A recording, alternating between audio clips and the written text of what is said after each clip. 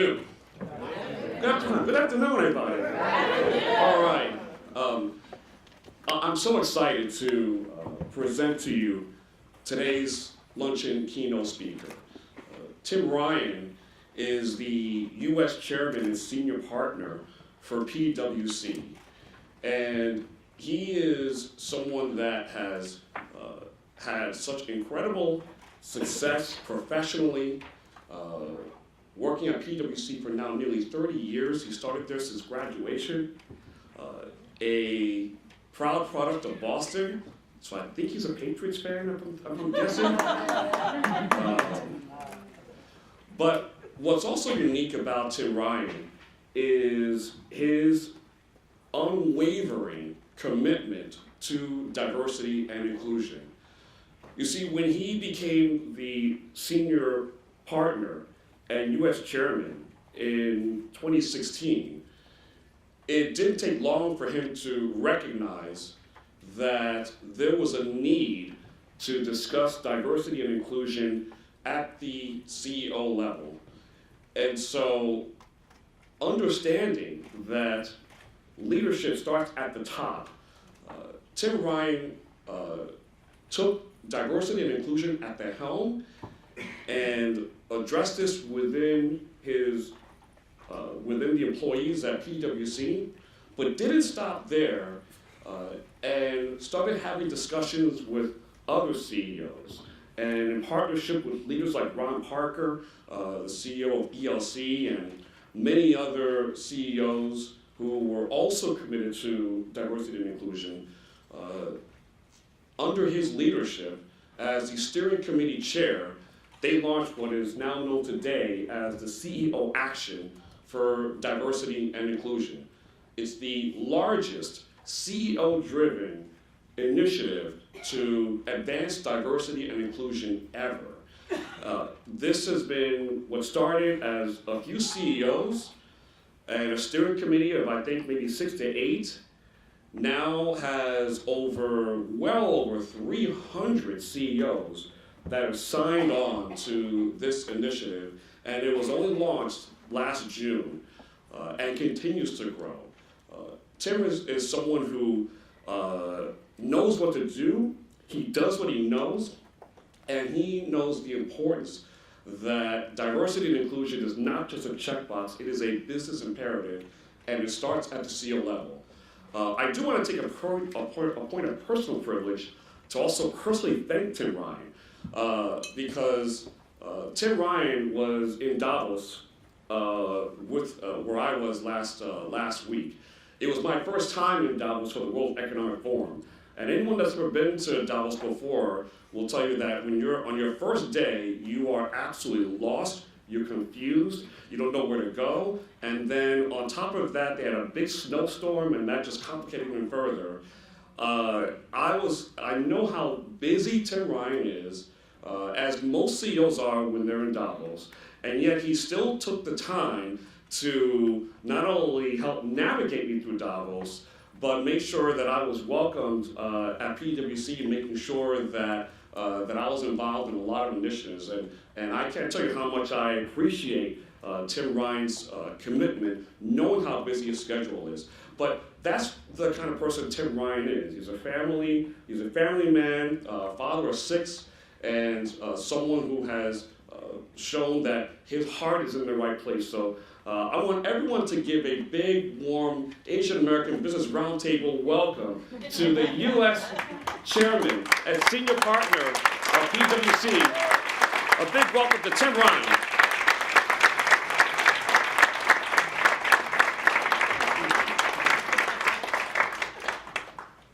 I might use one of these, is that all right? So thank you, Sid, very much. I really appreciate that. And I'm going to come back to Davos in a second, so we're not off the hook there. John, thank you very much for having me here today. It is a privilege to be here in front of this group. And all of you, thank you for your time. What I want to do first is I actually like to share a short story with you. Back in the fall, as Sid mentioned, Kelly and I have 6 children. Their ages are 18 to 9, 3 boys and 3 girls. And for any of you who have children, life is full of ups and downs with children. So it was a Saturday afternoon, and I was sitting in the kitchen, kind of reading a little bit for work, just taking it easy a bit. And all of a sudden, I heard my 9-year-old Luke from the other room playing video games, and he dropped the F-bomb. And I was like, whoa.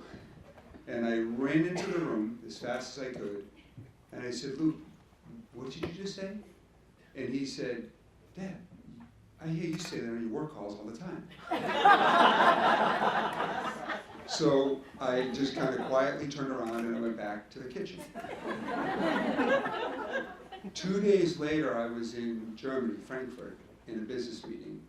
And my 14-year-old son, Jack, he sent me an email. And he said, Dad, here's an article. Why don't you take a read through it? And I opened up the article, and it was about a retired NFL football player who had decided to take inclusion and diversity in NFL and make it a reality, and how he was going to collaborate with management, players, ownership, and fans to make the NFL more inclusive. I sent Jack a note back, and I said, I read it, and I said, I'm really proud of you. He replied, Dad, thank you, you made me who I am. I share with you that story for a couple of reasons. First of all, people are watching us as leaders. And secondly, be really careful what you say around kids. And I'm going to come back to that in a second. But as leaders, and everybody in this room, you've earned your way as leaders to be in this room, it is important for us to recognize every action, whether we realize it or not. In a mentor meeting, in a business meeting, what we're doing in the street is being watched these days, and we are setting examples for everybody else. So let me come back to Davos. As Sid mentioned, we were in Davos last week, and I'm going to start out with the good news because I believe there is really good news. Coming back from Davos and having the privilege to meet with personally over 60 executives, it's upbeat. The reality is we're living in very good times.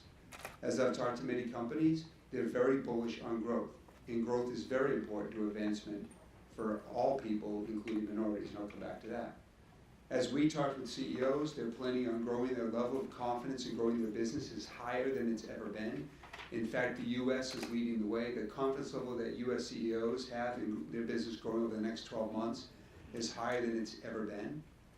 Companies are planning on M&A, companies are planning on organic growth, and companies are investing in their talent. So the mood is very much upbeat, and we should feel good about that.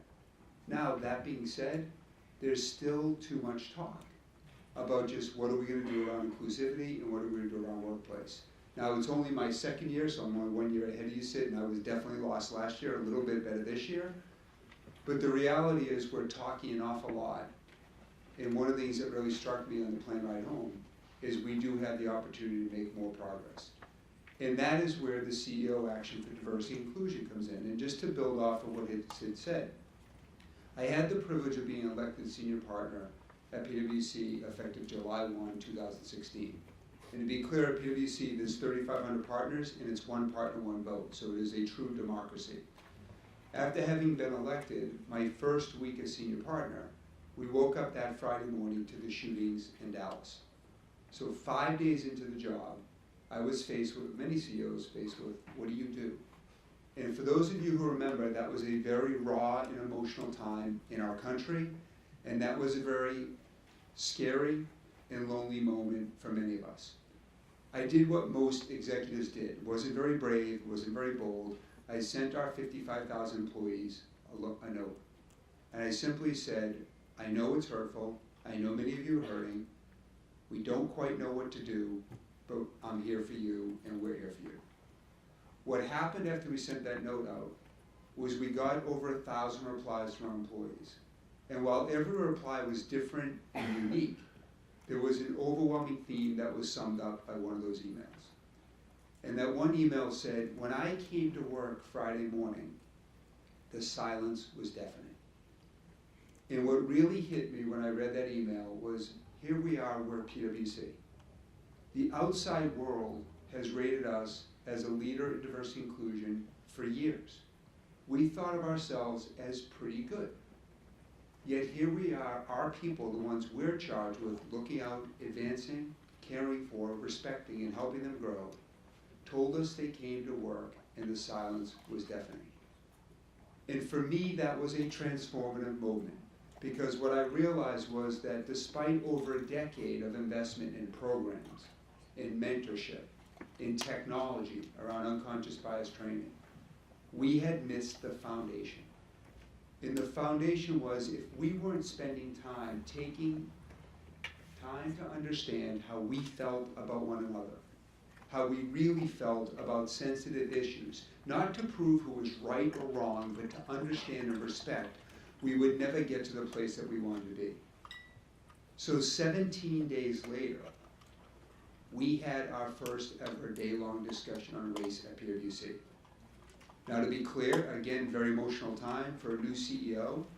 That was a relatively risky move. And in fact, one Fortune 50 CEO said to me, "You're crazy. This is going to blow up in your face."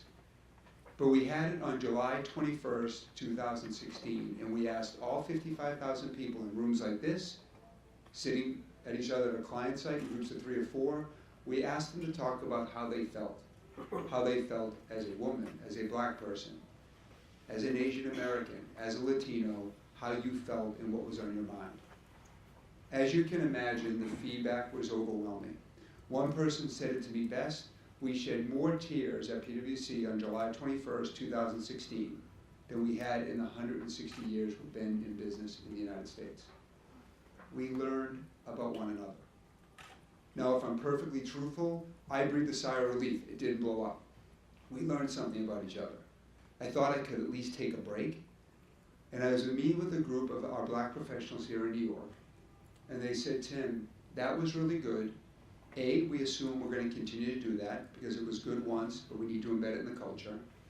And B, what's your role as a CEO outside of PWC?" Frankly, the first question was easy. Of course we're going to keep doing it, and of course we're going to keep getting better and better at understanding each other. The second one was a hell of a lot harder. What is my role outside of the firm?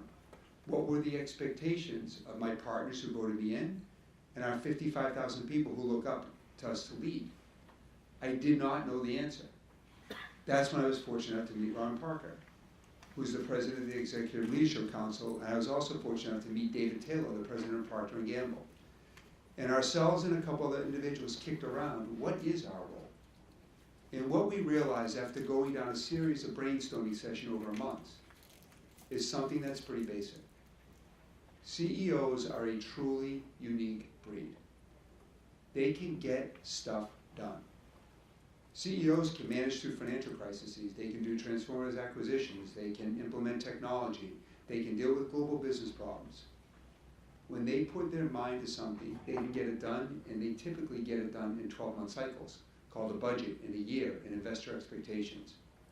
What we realized is that despite the fact that the business community was making good progress on diversity and inclusion, if we really challenge and inspire the CEO community to put their collective minds together around action, we had the ability to move the dial. So we began asking. And as we started to go around and talking to CEOs in our normal course of business, every business meeting, whether I was meeting with a client here in New York, St. Louis, Los Angeles, Mexico, or anywhere else, I began talking to them about their talent strategies. I began talking about the new majority. I began talking about the fact that in the United States, for children under 5, whites are not the majority, and what that meant to their workforce. I began talking about the fact of whether they really believed it was right that it will take decades to close the pay gap between women and men. I began talking about the fact that if they're looking to attract the best talent, do they really believe it's right that the pay gap between black families and white families is growing and going in the wrong direction, and what it meant to their business. And the more and more CEOs I talked to, they started to understand or start to share stories of their journey that we needed to lead in a bit more, recognizing that every company is in a different spot. And we asked every CEO to sign up to 3 basic initiatives. The first one, make our workplaces safe, truly safe, to have the ongoing and hard conversations about how you feel. What it's like to be a woman from Taiwan who's growing up in wealth management when everybody else looks like a man, and how that feels. what it's like to feel when there's hateful message said in the workplace or people don't understand where you're coming from.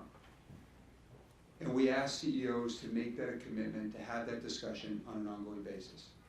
The second thing we ask is we ask CEOs to make unconscious bias training available to everybody. Because science has shown we all come to the table with biases, whether we like to admit it or not, or whether we understand it or not. And at PWC, we've been doing unconscious bias training for over a decade, and we're still on our journey, but we ask CEOs to make it available to all of their employees so we can begin to understand each other differently. And the last ask we made of CEOs, and the one that I'm most excited about, is we ask CEOs to share their best practices on a website so everybody could benefit, not just organizations like PWC, the ELC, Procter & Gamble, JP Morgan, who are all blessed with tremendous financial resources, but for everybody to benefit from.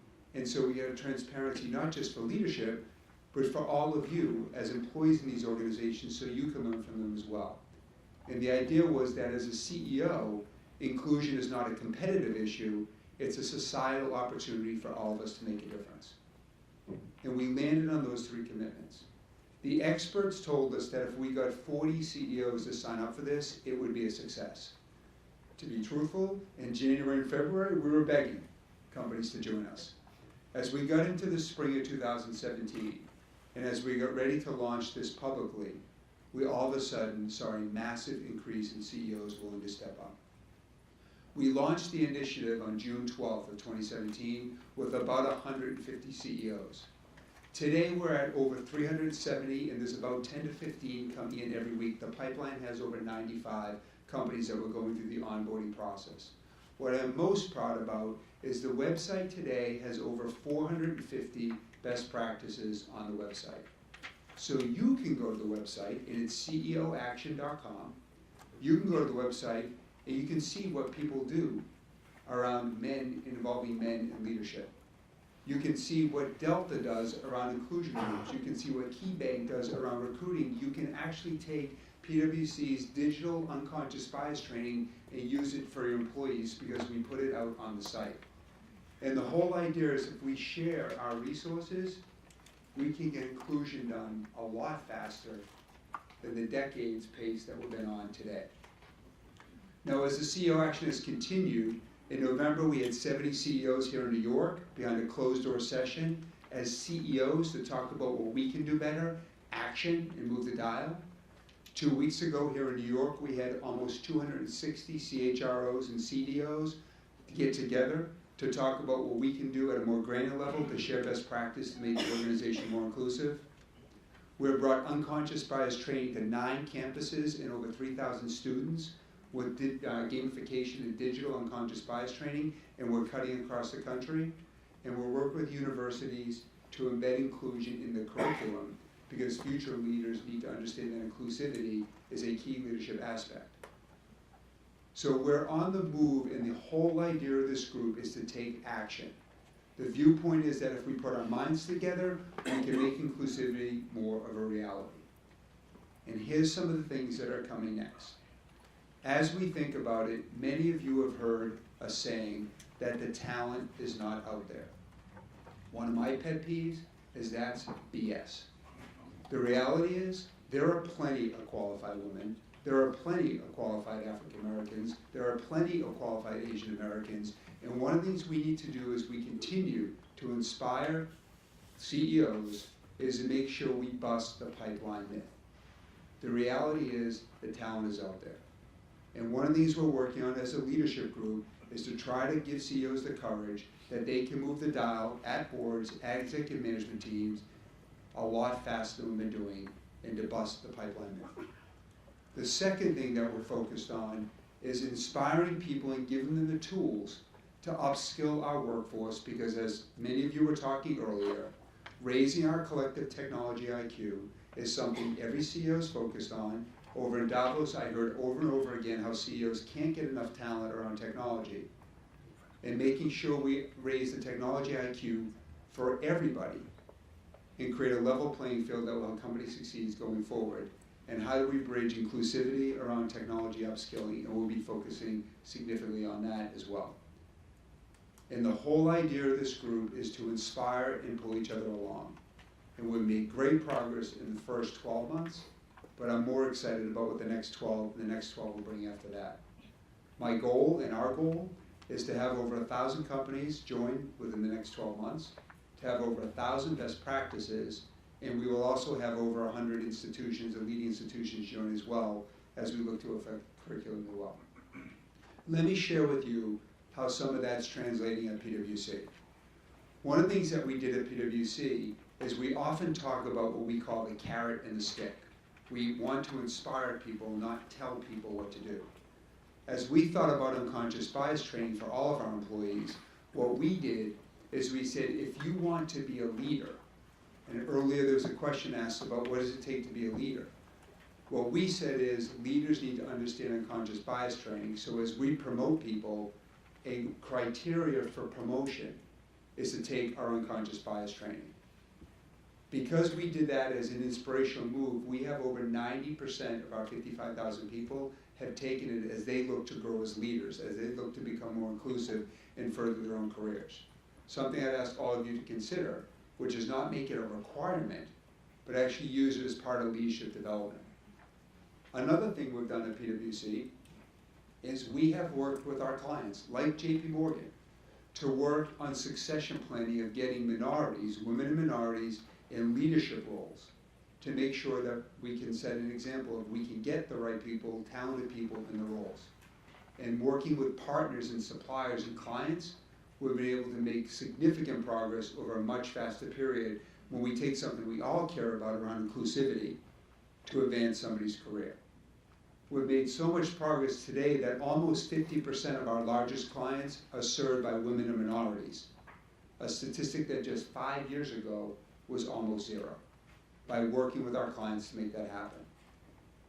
Now also let me tell you about the most exciting part of my day, because again, this is the second most important thing I'll do today, being here with you all.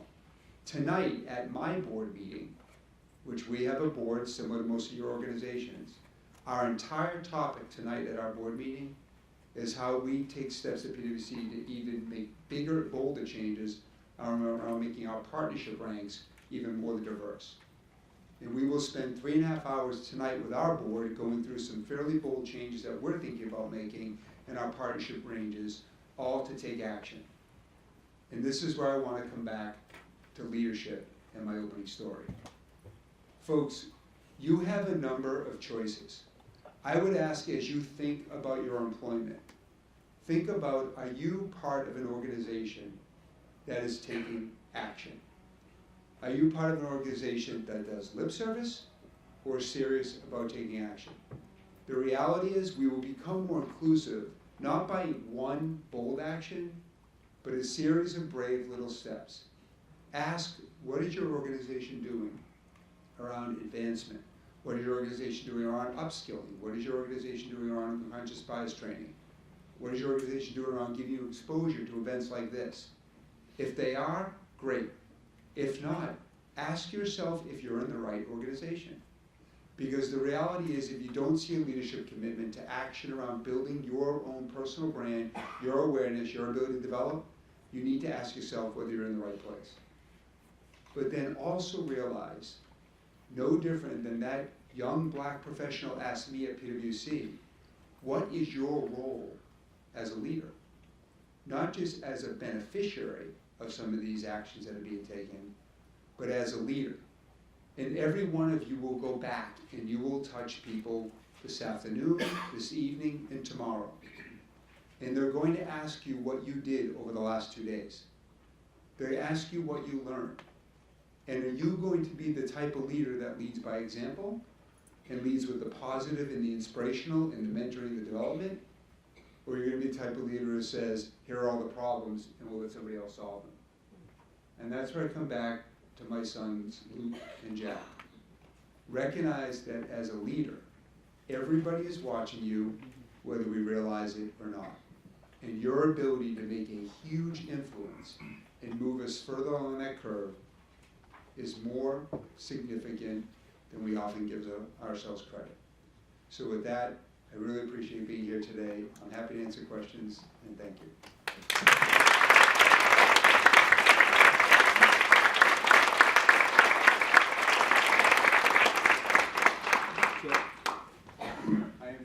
take questions, but I also realize you have lunch, so I'll leave that up to you. I'm Tim. Yes. Forrest Hart from Inroads, and we're very proud to be a part of the CEO in Action. Yesterday, John and the team introduced us to the new majority. Yes. And the one figure that stood out was that there could possibly be more than $4 trillion represented of the buying power of the new majority. When that number hit, and you made a statement about you think you may be up to 1,000 CEOs, and I think you're going to get there because you've always said it. What will be their spin in diversity, in your thought? So it's funny, I often, and again, a little bit of context, thank you first for the question. I have this wonderful privilege in this role where I travel the country and often the world. And in a normal year, I might meet with 400 to 450 CEOs, just normal business, checking our relationships, talking about our capabilities, helping them with problems. Every single meeting, we come back to workforce. And what I share with CEOs is, do you really understand the business imperative? Do you understand the fact that where the spend is going? Do you understand how demographics are changing? Have you studied where we're going in certain parts, MSAs and zip codes in the United States? We're already there. Do you understand what's happening on campus from a talent perspective? The millennials care a heck of a lot more about inclusion than maybe their predecessors did. So we have that type of dialogue. My upbeat part of me says, many CEOs get it. They truly understand the compelling business case, not just the surface level, but they understand it, what it means from a talent perspective, what it means from a business transformation perspective around getting IT and being inclusive around IT skill sets and listening to folks as you transfer your business, and then around the buying power. But others are struggling. And so one of the things that we're doing with our clients, similar to what you're doing here yesterday and today, is education. So one step we're considering around CEO Action is not only inspiring, but informing. Like sessions like this are drastically important. I do believe we need to do a better job of level setting on what's happening in our basic demographics. Most people don't know what you've heard over the last 2 days. So for many of us, it's second nature. We've been exposed to it, we've seen it. But what we have to understand is what I call the movable middle. Much of the movable middle are open to more education. We've got to get it to them. We've got to inspire them to make sure they understand. Thank you. Yep. Thank you so much for your very inspiring talk. I just curious about your definition about diversity and inclusion in the global context, because each culture interpreted it in many different ways, and maybe some CEOs don't have children to watch them, so they don't have to be careful about what they say. And so there, in a lot of different cultures, the practices would be very different. And I've facilitated many corporate training programs and found the best practices tend to be localization. But sometimes it also divides the multinational companies into many multiple smaller companies. And so how to balance the challenge of consistency and localization, like making sure everyone is inclusive, and also at the same time everyone belongs to the same company, like one company culture. Yep, thank you. So it's interesting you should raise that question, because at PWC, globally, we have 230,000 people. And 2 weeks ago, I was over in Europe, and this was the very topic of our leadership meeting. So before I hit that, I want to hit a very important point. Your previous panel talked a lot about women in technology. Almost every CEO we meet with talks about transforming their business, digital. They talk about how do you transform your business. What many companies, even before you get to women or minority and men, many companies will reject just someone who's a different skill set, regardless of gender or race or ethnicity. So inclusion, from my perspective, if the companies that succeed in transforming their businesses are going to be the ones that say, I know banking, or I know insurance, or I know logistics, and you know data sciences, or you know artificial intelligence, you know robotics, and can we be inclusive of that skill set? So I actually think inclusivity is a business imperative, because the companies that are succeeding are the ones that create teams that can benefit, just to put that out there. So inclusivity for me goes much broader. So now go specifically to your question.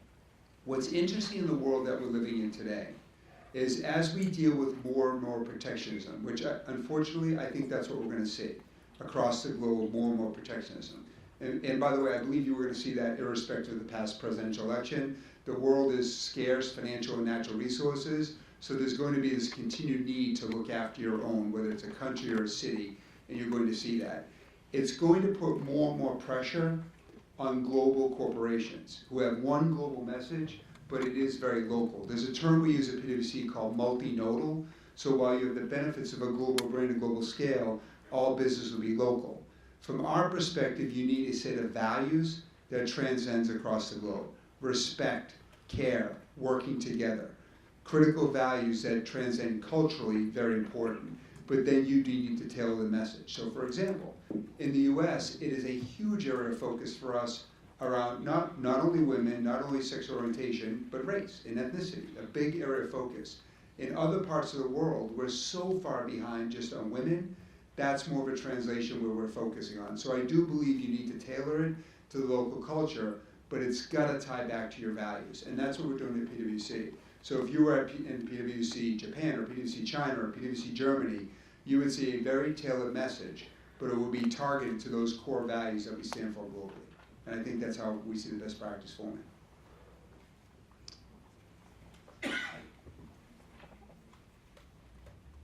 All right, so with that, folks, let me, a couple of things. I am very happy to help, like the previous panelists. If there's anything we can do to help, please feel free to reach out, because it is very important, your development, to all of us, first thing. The second thing is, as you leave here, realize that you control your own destiny more than you realize. Where you invest your time, where you spend it, how you lead people, please don't underestimate the power you have to manage your own career. And the last thing I would say is, please go to the website, and every time you're interacting with your employers, whether you're interacting with business partners, ask them if they're part of CEO Action. There's no cost, there's no requirement other than those 3 basic commitments, and it is the collective community of business leaders moving this in the right direction. And with that, I wish you a great lunch and a great rest of the conference, and thank you.